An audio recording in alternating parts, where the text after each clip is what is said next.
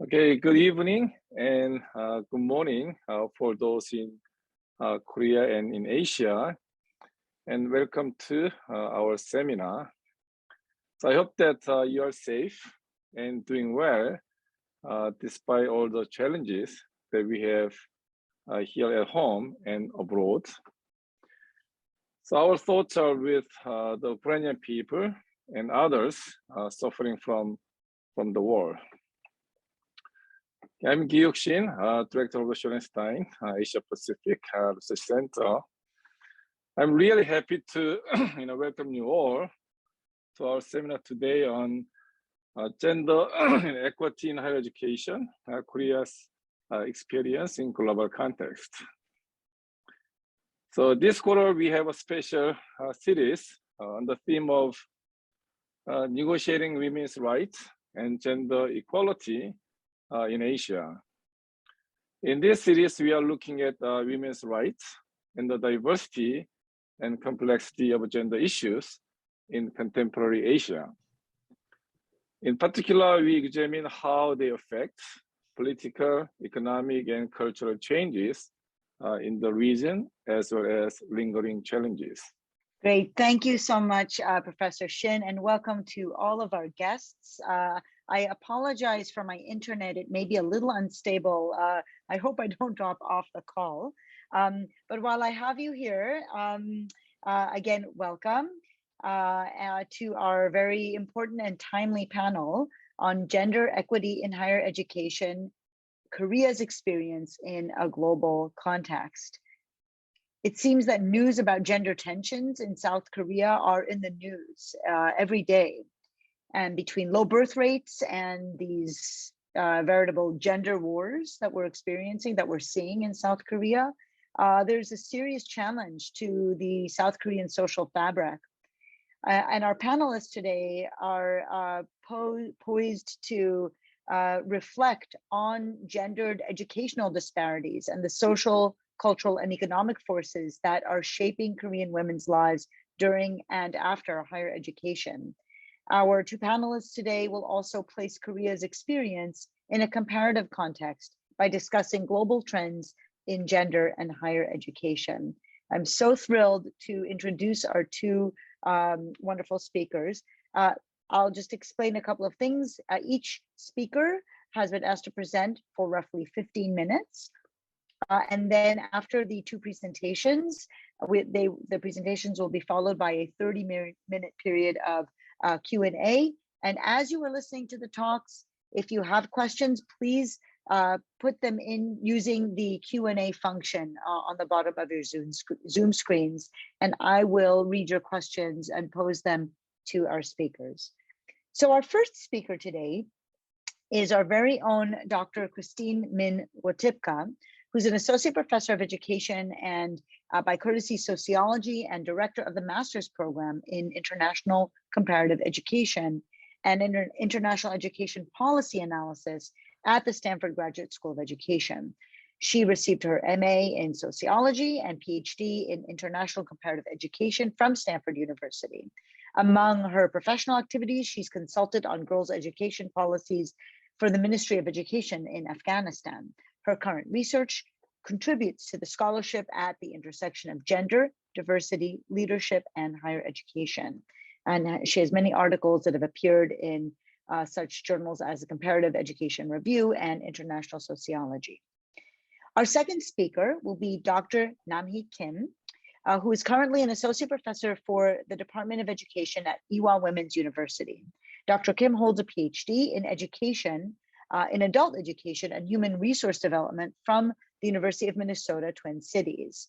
Previously, Dr. Kim worked for the Korean Education Development Institute and the Korean Women's Development Institute in the areas of education policy development and research.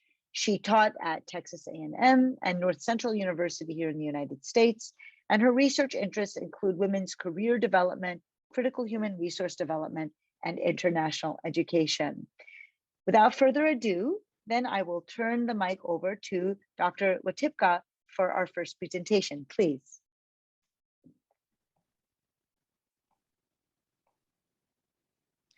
Thank you so much, Professor Zur. I hope you can see the screen. Yes, okay.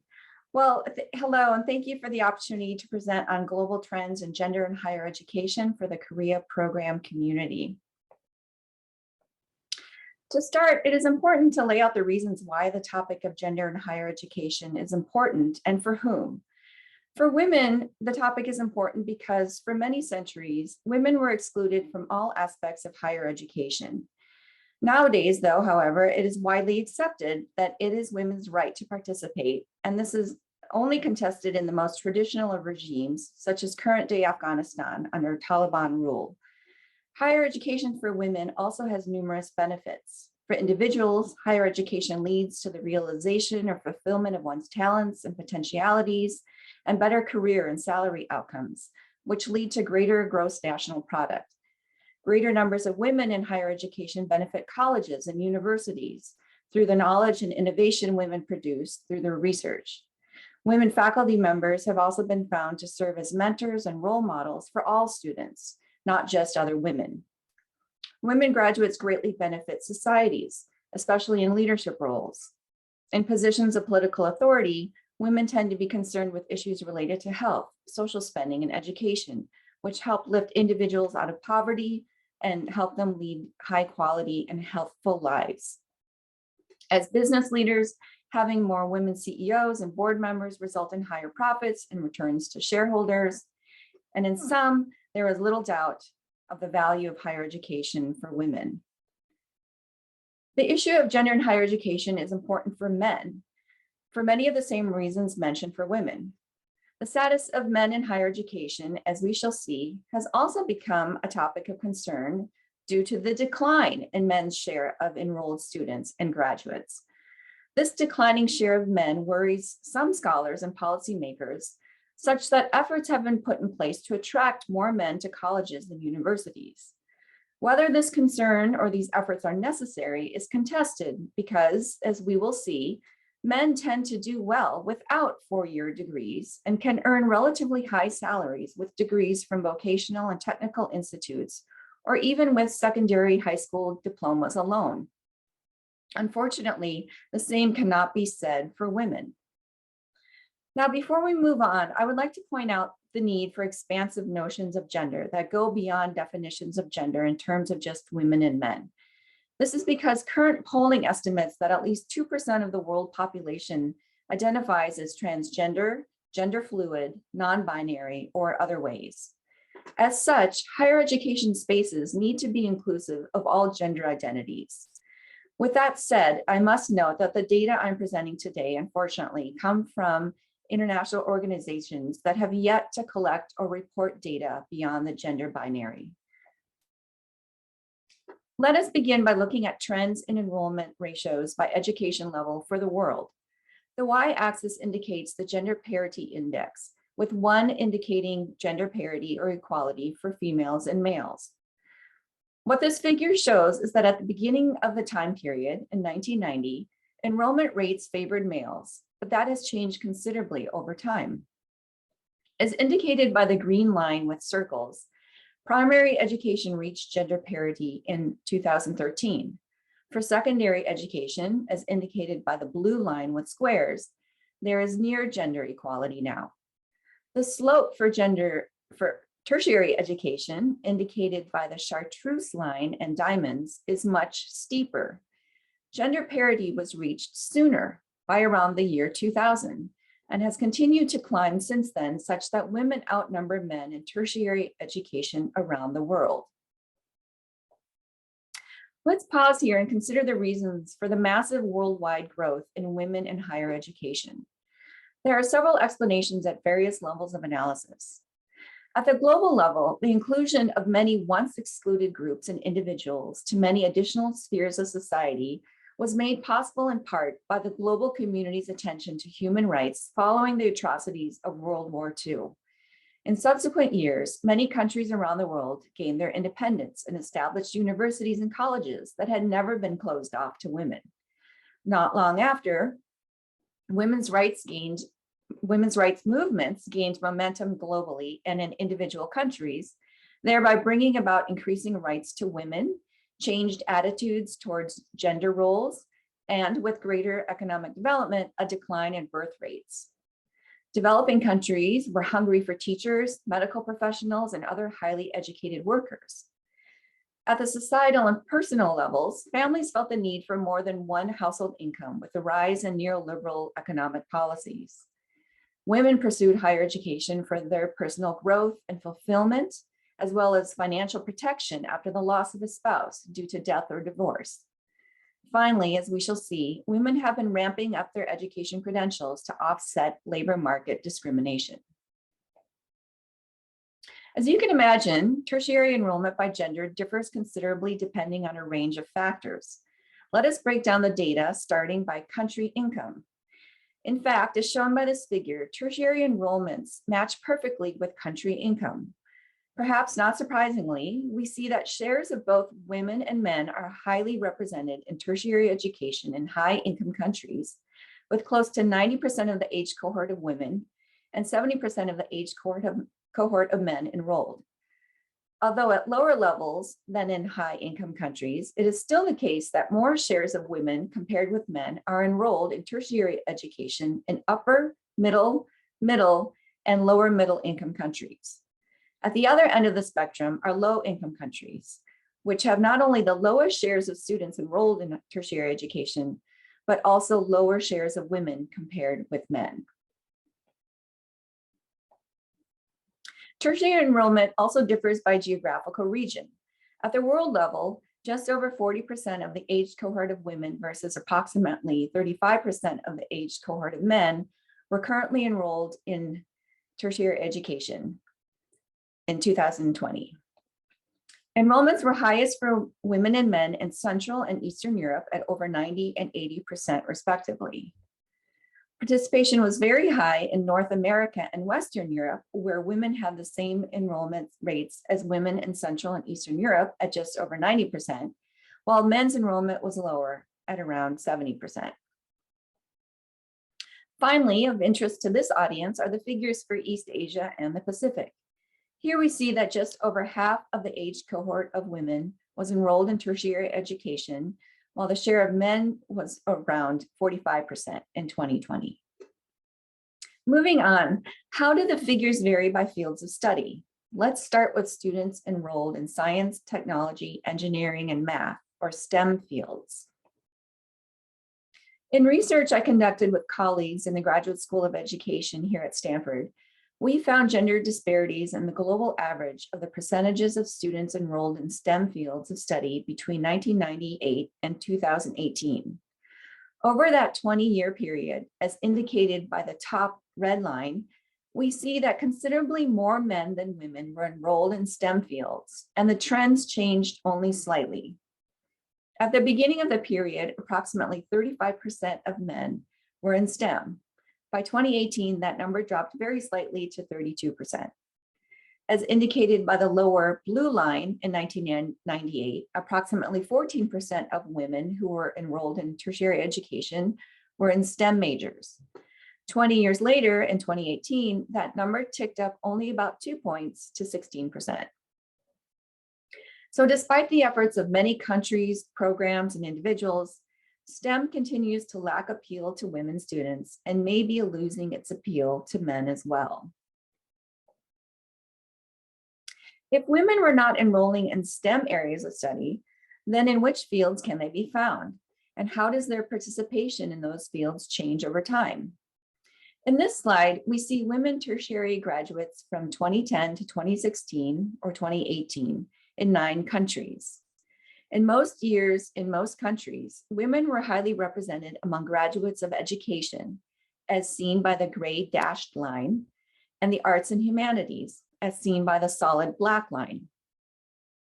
Graduates of business, administration, and law, the bold blue dots, and the social sciences, the lighter blue dots, tended to have roughly equal proportions of women and men, while the trends for STEM reflect the findings from the last slide. What is interesting is that women STEM graduates in Saudi Arabia seem to have been about equal in number to those in the UK and the US, and the trend for Vietnam seemed to have been increasing. Among the countries shown here, women's share of STEM graduates was the lowest in Korea. Up until now, the figures I've shown you have lumped all the degree levels together. If we were to disaggregate the data by degree type, we would see some interesting gender differences. Among OECD countries, women's overrepresentation in bachelor and master's degrees is quite stark. As indicated by the red line with circles, the highest line, women earned roughly 58% of bachelor degrees compared with about 42% for men, seen in the bottom-most green line in 2019. There seems to have been about a 1% decline between 2013 and 2019 for women and a 1% increase for men. As for master's degrees, women also make up most of those degree holders at 57% compared with 43% for men in 2019. Where men out-earn women are in PhD degrees, as seen by the two middle lines. Men earned roughly 52% of PhD degrees, as indicated by the green line with dots, compared with 48% for women in 2019. However, looking at the trend lines for these two lines, it is very apparent that they are converging. Looking again at a few OECD countries, gender differences among countries were again evident. For the latest year available, among bachelor degree graduates, between 57 to 60% were earned by women in Canada, Russia, the UK, and the US. In Korea, the figure was just about equal, and in Japan, women made up about 46.5% of BA graduates. For master's degrees, women surpassed their male counterparts in all countries, including Korea, but not in Japan. Japan also had the lowest percentage of PhD degree earners who were women at just under 32%. In Korea, this figure was around 38% for women and equal or nearly equal in the other countries. There are many positive outcomes of higher education, as I noted at the beginning of my presentation. Among the positive outcomes for women earning more graduate degrees, especially doctoral degrees, has been the growth in the proportion of women among tertiary education instructors, including professors. This is evident in the trend line seen in this graph. In the latest year available, women made up around 42% of tertiary level instructors. However, research indicates that women tend to be overrepresented among instructors at lower tier institutions. At top-ranked institutions, including Stanford, it is worth noting that this year, women here at Stanford comprise just 32% of the faculty. Other outcomes mostly mirror women's major choices and degree completion. Seen here, women's shares of researchers differed by discipline in these 4 countries in 2014. As one might expect, women comprised a very small share of engineering and technology researchers, especially in Japan and Korea, but also in the Netherlands, as indicated by the dark gray bars. In the Russian Federation, women made up just under 40% of researchers in these fields. Among the disciplines, women were most well represented in the humanities and arts, represented by the light gray bars, followed by medical and health science fields, the blue bars, and the social sciences, the pink bars. What is interesting to note is that women, despite women's strong representation among graduates in these latter fields, they were not overly represented among researchers in these disciplines. Perhaps this is due to the fact that women were and still are catching up to men in PhD degree completion. It may also be the case that there are factors that turn women off to or away from research-based careers, whether in academia or industry. This is a grave loss for societies and needs further examination. A further look at outcomes reveals gender differences in employment rates based on levels of education. In this graph, we see that across OECD countries, the workers who had by 2020 completed less than upper secondary schooling had some of the lowest employment rates, and the gender gap was the widest. For those who had completed upper secondary school, men appear to have the highest rates of employment at around 85%, compared with just below 70% for women. Somewhat surprisingly, men who had completed tertiary education were slightly less employed than men with only a high school degree. With an employment rate of just above 80%, Men with tertiary degrees also had lower rates of employment compared with women with tertiary degrees. Their employment rate was the same as men with high school diplomas. So as was mentioned at the beginning of the presentation, women need to earn higher education degrees in order to have the same outcomes as men with upper secondary degrees alone. Another outcome of educational attainment, earnings, further reveals gender differences.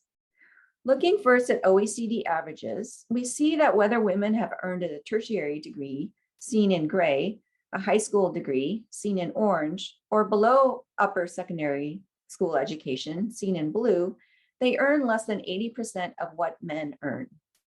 A few countries reveals nowhere in which women earn the same as men, not even in Sweden, the so-called most gender equal country in the world. In the US and Mexico, having a tertiary degree narrows the gender gap, but in other countries, it does not. In fact, in Korea, the gender gap is the same for those with tertiary degrees and for those with less than a high school diploma. Despite the impressive gains in women's higher education enrollments and completion at various rates and levels of education, I would like to end with a reminder of how far we must go for women's equality in various leadership positions.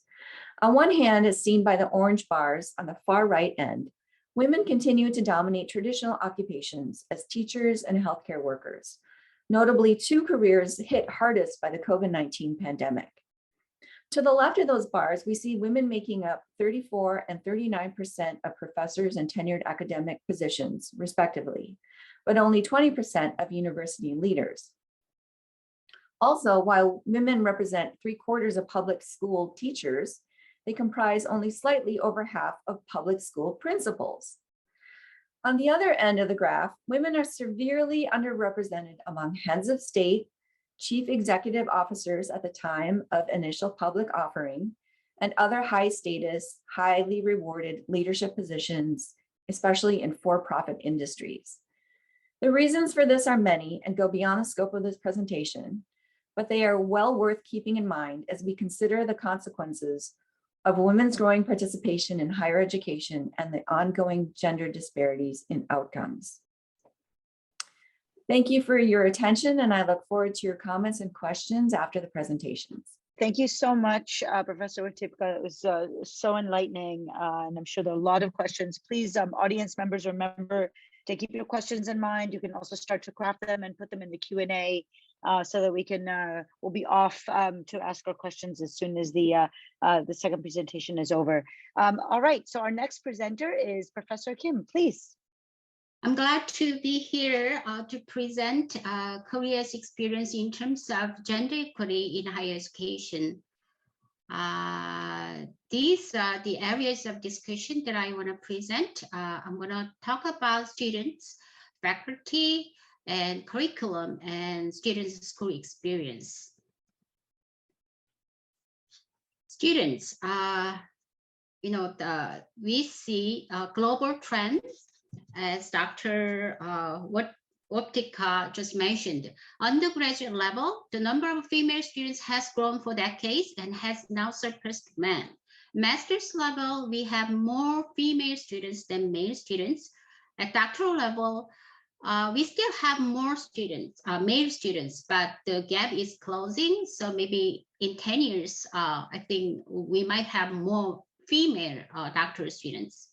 Student ratio by gender are quite different by the field of study, but the difference is decreasing. And I see bigger gap at the higher levels, such as doctoral level. After higher education, I want to talk about school to work trend a little bit.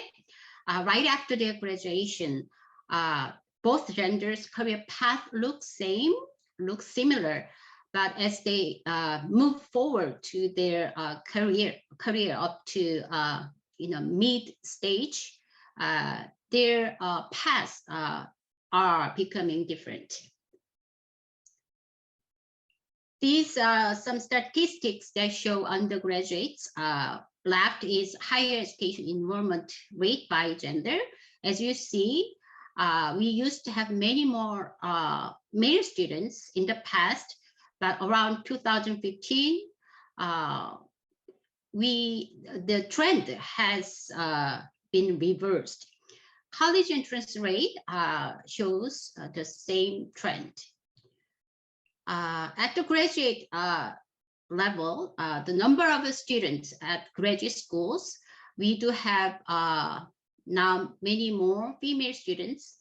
And on the right side, this is master's level, this is doctoral level. As you see, we see the same trend. We are having more female students. Doctoral level, same trend, but it seems to be a bit slower.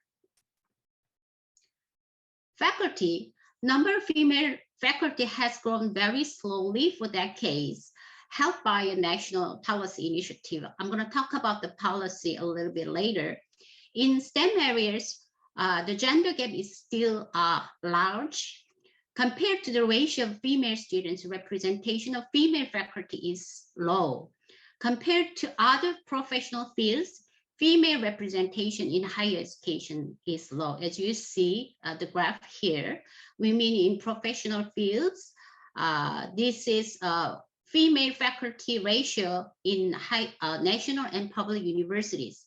Judges, medical doctors, we have many more female professionals, managerial positions, and member of the National Assembly. But remember, these two areas, they need to go through a very tough examination to be a lawyer, to be a medical doctor.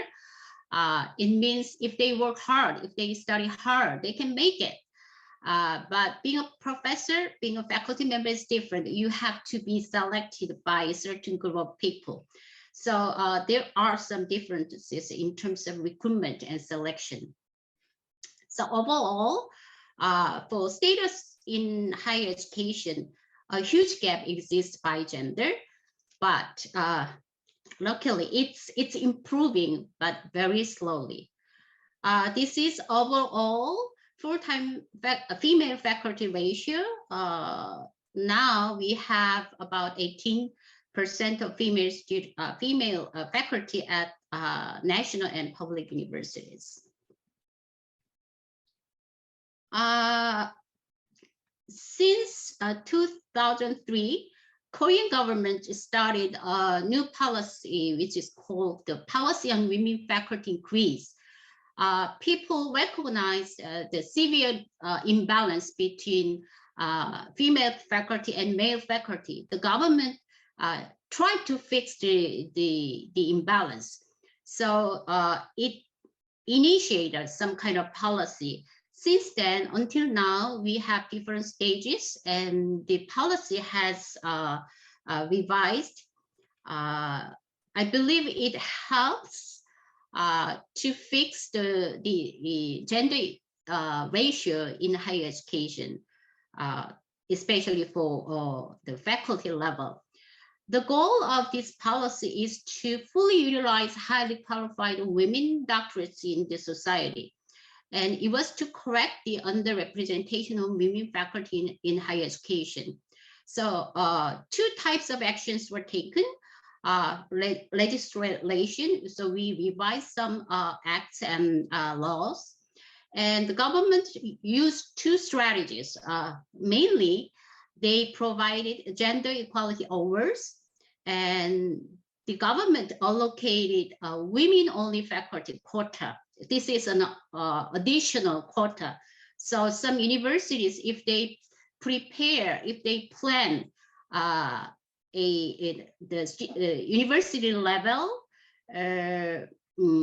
initiatives to fix gender equality on campus, the government exempts their plan. And some schools, they were given some additional female quotas, and the responses were pretty good. I was the member of the gender equity committee appointed by the Minister of Education at the time, so I had a chance to visit universities and examine their examined their reports, and I believe that this kind of national policy has helped. By the field of study, in the gender ratio of full-time faculty at the left side, and the gender ratio of undergraduates by field, there are variations, but overall, women faculty are less underrepresented. By rank, assistant professor, associate professor, professor. I think this is overall trend globally. But remember, in Korea, we get tenured when we become a professor. I know in the US, you will get tenured when you become an associate. So there's not much difference between assistant level and associate level. Oops. Okay, I'm gonna move the slide.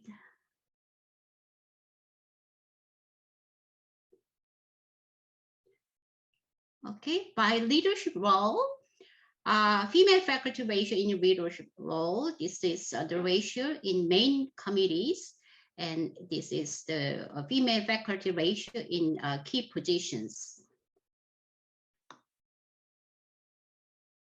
Academic achievement. Female faculty have half that of male faculty, and only 5% of principal investigators are female faculty with research projects over 1 million won. Female faculty have slightly fewer than male faculty in terms of academic publications, but the gap is not that big, and it is decreasing. The gap is closing. I'm going to talk about educational content. I wanted to see how educational content is delivered, how gender sensitive it is. Not much information is available. Slight increase in number of courses on women's issues, diversity and inclusion. You will see some survey result here. Course content has not been seriously examined from a gender lens. I wish to find some information, but I don't find much information. Gender-based campus experience. These are some survey results and research findings related to sexual harassment assault incidents occurred in universities. Some anecdotes, some media, the information related to gender, the unpleasant gender-related incidents are happening in Korean campus. After students graduate from college, they will go to the workplace. They will work in the labor market. I'd like to mention some of the aspects of the women's lives in the labor market. As you see, this shows gender wage gap among OECD countries. This is the Korea, the largest gender wage gap among OECD countries. And Korea interruptions. This is women's economic participation rate by age group. We call this M-shape. Once women start to have their family, they tend to leave their workplace, and some of them return, but not all. I wanted to compare this with other countries' trend. For example, US, China, Japan, EU, and other Asian countries, the mean scores show this purple line.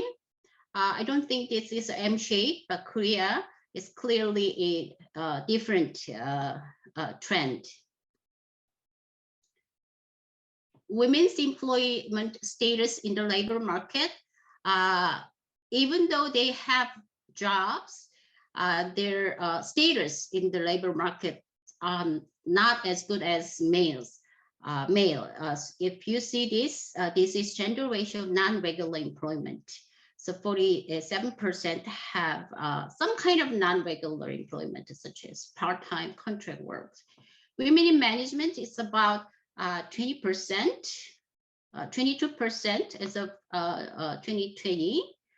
This is Korea's glass ceiling index compared to other OECD countries. GCI, it combines data on higher education, labor force participation, pay, childcare costs, maternity and paternity rights, business school applications, and representation in senior jobs. So the higher the better. Sweden is the highest. Korea is the lowest. Korean women suffer from glass ceiling. All the aspects that I mentioned are influenced by the Korean context. I'm going to talk about Korean context in terms of education, cultural background, social characteristics, and economics and business. Education fever of Korean parents, we have clearly stratified college levels. There's strong nexus between higher education reputation and employment attainment. Cultural background, Confucius tradition, it gets weakened, but we do still have a Confucius tradition in every aspect of Korean women's lives. Collectivism, adoration of literary arts, social characteristics, traditional women's roles have been changed, but still there are some social expectations towards women, especially working mothers. Rapid social change. Korea is a very dynamic society. Competitive atmosphere, a lot of pressure. The suicide rate of Korea is the highest among OECD countries. Economics and business, frozen labor market, rigid HR practices, demanding organizational culture. So Korean workers, works for the second longest hours among OECD countries. So these are some voices of Korean women workers that I found from my own research. So you can take a look at later. So these are key takeaways from a gender lens from my presentation. Female students are doing well in higher education in terms of the quantity and quality. Better, but very slow improvement in number of female faculty, but with considerable challenges. I didn't have a chance to their challenges, but I observed different types of challenges. It is unclear how much education content is gender sensitive. Gender-sensitive problems on campus, such as sexual harassment and some kind of incidents. Korean economic, social, cultural characteristics affect women's lives in higher education and after higher education. These are my conclusion, and I'm going to present the issues that we have to think about. While in higher education, few role models for female students in higher education, learning about gender in the current campus culture, which is not that gender sensitive. After higher education, we have to think about underutilization of highly educated women in society. And I think we need to devise some kind of national policies to close the gender gap in the labor market. This is my presentation. I hope to have interesting discussions about the content that I just delivered. Thank you for your attention. Thank you so much to our two speakers. Really rich presentations, a kind of dizzying amount of data to think about as well. And of course, as a humanities scholar, I'm always kind of really interested in the kinds of stories that you're telling using this data. I see that there's already a question in the Q&A, and hopefully our other audience members are also coming up with their own questions. And as I'll give people a chance to think about it, and I will start with my own questions. I'll try and make them really brief, and that hopefully will give others a chance as well. This may sound a little bit kind of a naive question, but I was really struck by the data sets that you're both using. And for Professor Watipka, I'm really curious as to the challenge of aggregating so much data, such rich data, such different data from such a wide range of countries. And how do you make sense? How do you come to these? I mean, you've given us some really concrete things to think about, but I wonder if you could reflect on what it means to be working with so much data. If you feel like there are things that get lost, or some of the ways that you have to manage places, let's say, that don't perhaps share their data as much, or there are gaps that you need to fill. So it's really just a question of how to even manage this tremendous amount of data. And to Professor Kim, I guess I have two questions. One is, of course, I'm struck by the challenges that women face in South Korea, but I'm also always reminded about the challenges of labor in general in South Korea. And so I was wondering, I think you've spoken to it a little bit, but if you could say something about how to understand women's issues in the workplace. You talked a little bit about childcare and all that, about how to understand women's struggles in the workplace in more generally, in the general context of labor, of the labor structure in South Korea. And so I'll stop there and let some other people ask questions, and perhaps you can respond to mine to start with. Great, thank you for the question. I would say that, on one hand, I'm very fortunate that there are a number of international organizations that collect these data. So, obviously there are people on the ground who are doing the work of collecting the data.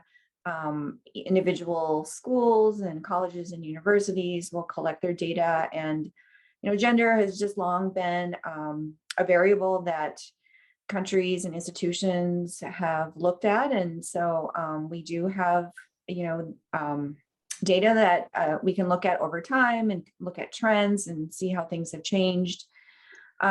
Obviously, there are always going to be issues with the accuracy of that data. And there have been instances where we've heard of schools and institutions that have just put in numbers and, have wanted to appear like they're making progress over time. But, this is the best that we can do when we're trying to make cross-country comparisons.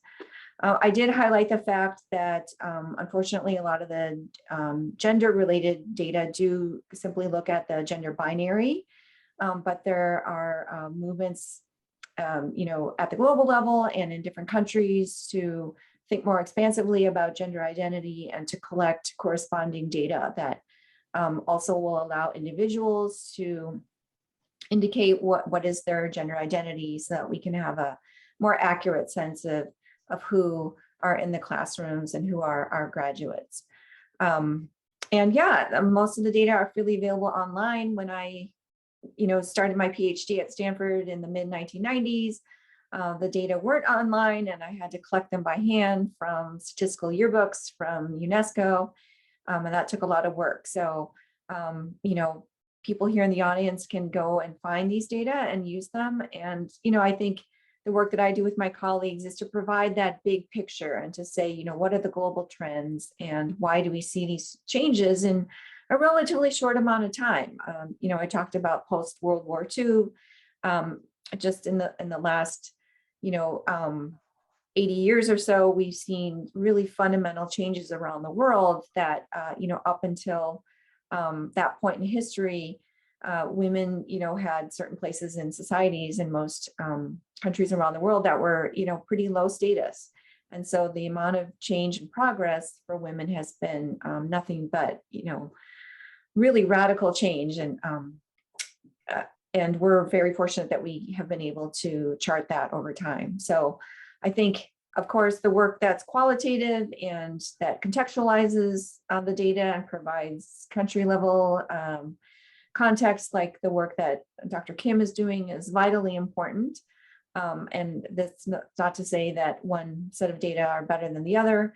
I think we need all kinds of it, and I'm happy to be able to contribute to the global perspective. Thank you. And Dr. Kim, do you want to respond? I have also more questions to ask you from our audience. So yeah, please. Okay. First of all, Korean women have to deal with different types of expectations. In the public sector, they need to work. They have the same responsibilities and same expectation as a worker. But in a private sector, they feel the responsibility as a mother, as the wife, as a family member under Confucius culture. So there's some kind of challenges between those two. And organizational culture in Korea, it's very demanding. Korea has the longest, the second longest working hours among OECD countries. And there are different types of after work meetings. So it's not easy to go home at 6. Sometimes we need to work more. Sometimes we have to work over the weekends. The workload and expectations are huge. So if they have a child and if they have a own family, it's not really, it's really hard to balance and work and life. So there is a social trend. Young people do not want to get married. They do not want to have a child. Working full time and raising a kid and family members, it's very stressful. Based on my experience about the interviews with working Korean women, I often heard I was very sick. I was ill because there are too much work to do. So even if they have good qualifications, it's just physically and mentally, it's very demanding. That's Thank you. The overall difficulties. Thank you. I would like to ask, there are 4 questions in the Q&A, 2 for Professor Kim and 2, I think, for Dr. Watipka. So let me see if I can do this properly. So a question for you from Professor Shin to Dr. Kim. What is your view of abolishing the Ministry of Gender, Equality, and Family? That's one question. The second question comes from Song Jiun, who writes, first, the policy to increase the number of women faculty members at national and public institutions sounds very encouraging. However, as far as I know, there are more private universities than public universities in Korea. Is there a discussion among private universities to increase the number of women faculty members? 2, women, also Ewha Womans University is undoubtedly the best women's university in Korea, but maybe there are not too many women professors even there, I'm not sure. But if you could talk a little bit about how Ewha Womans University is doing in terms of balancing men and women faculty, and if there are efforts to recruit more women professors. And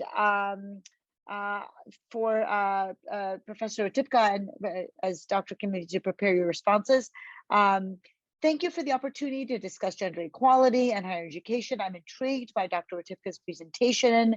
And here's my question. Would you please share some information on Stanford University's network with other universities in order to promote gender equality? And then a second question, thoroughly enjoyed the presentations. I was wondering if you could please comment on the difference in women's representation within different sub-disciplines of STEM. So you each have 2 questions. Professor Kim, why don't you start? Okay, regarding, if you ask my personal view, I think we still need the Ministry of Gender Equality and Family. There's a political debate about this, and it's a hot potato. But some male professionals, the men think women are given the same opportunities. They talk about equality, not equity. and they believe because you guys have the resources as us, so if you need more, it's unfair. I think it's their kind of perception.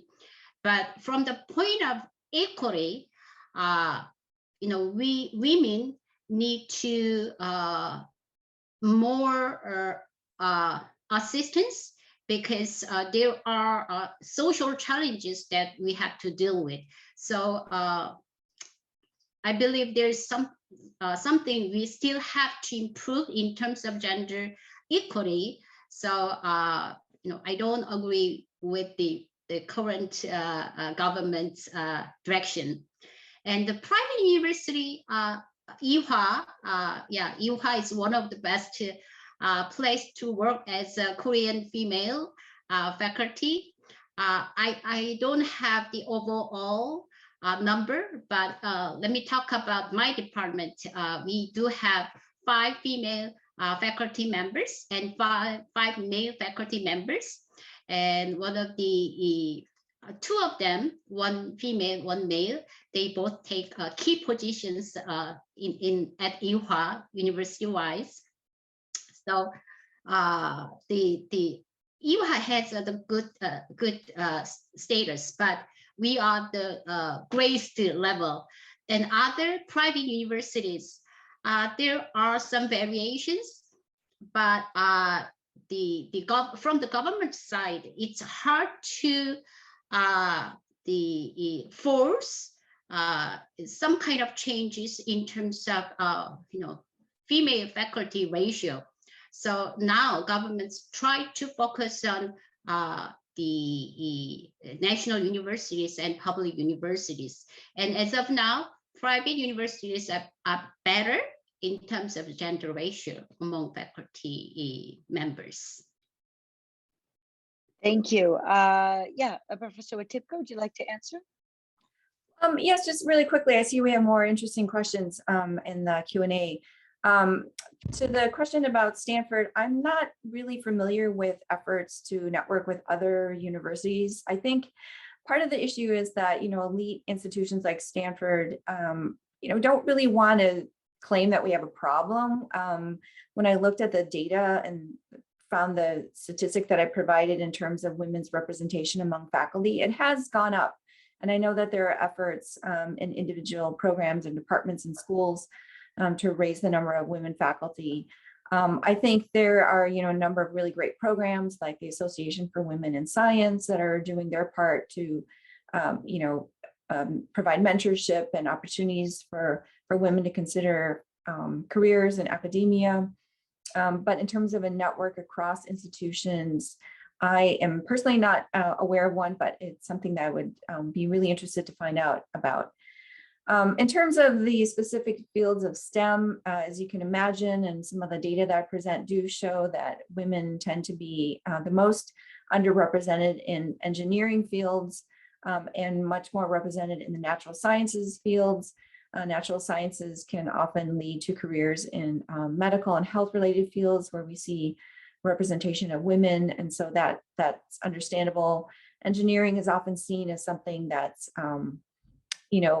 done in public spaces, is dirty and dangerous. And so for those reasons, either for cultural or maybe for gender, discrimination reasons, we tend to see fewer women in engineering.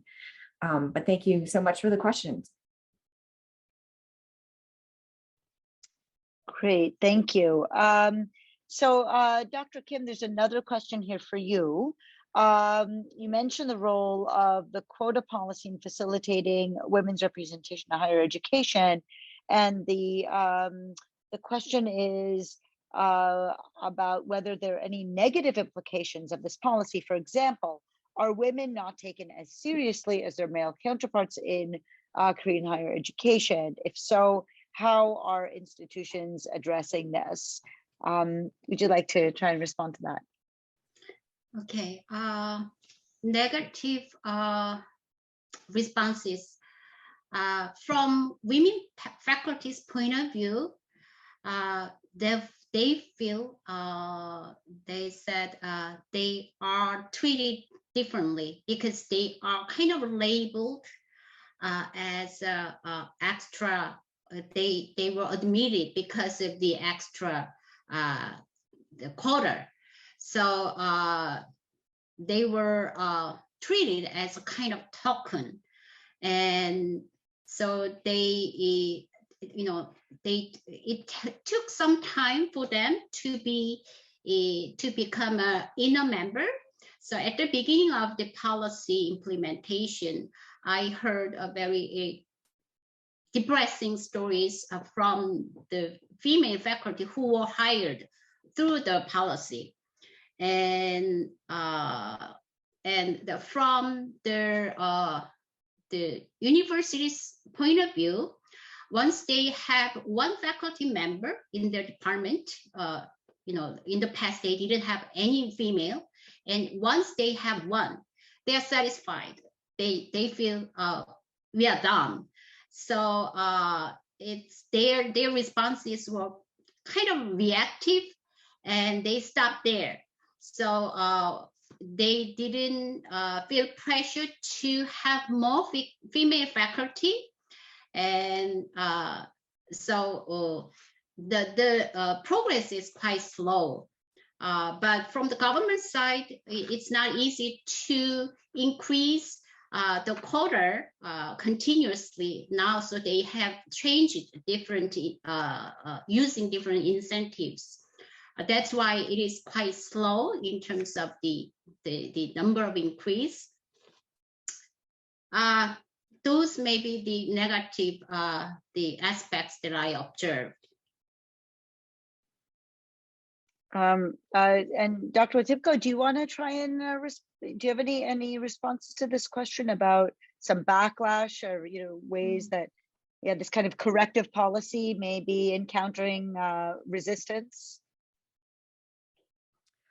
That's an interesting question. I hadn't thought of it so much at the higher education level. I've looked a little bit more at quota policies for political positions, and I hadn't heard of backlash towards that. So I don't have much to contribute, but I think it's something that's worth considering. I know that the backlash against feminism was a huge issue with the recent Korean election. So I think it's definitely worth us keeping an eye on.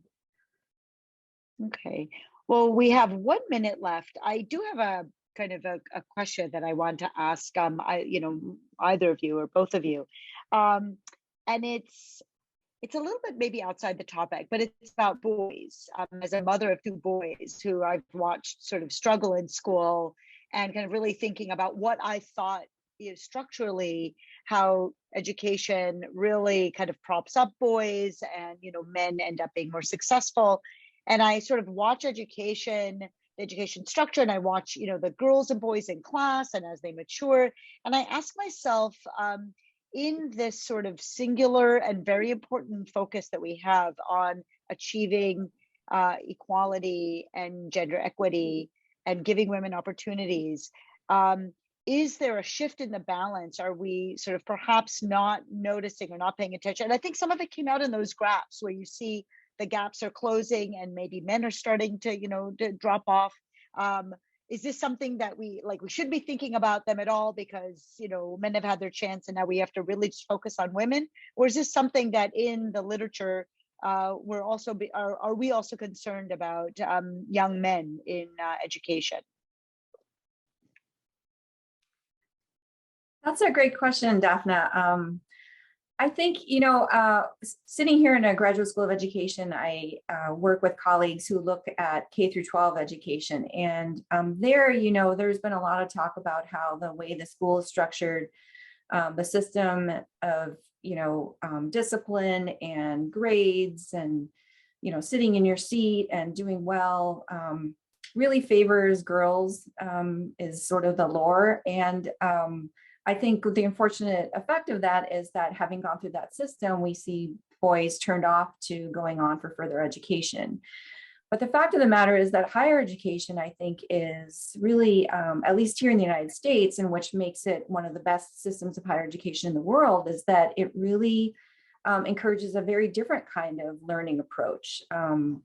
at least, in some of the best quality institutions, where you can be more creative and entrepreneurial and think outside the box, and you have much more autonomy over your schedule. And I think that sort of way of organizing higher ed is much more conducive to the learning styles in which boys have been socialized throughout their lives.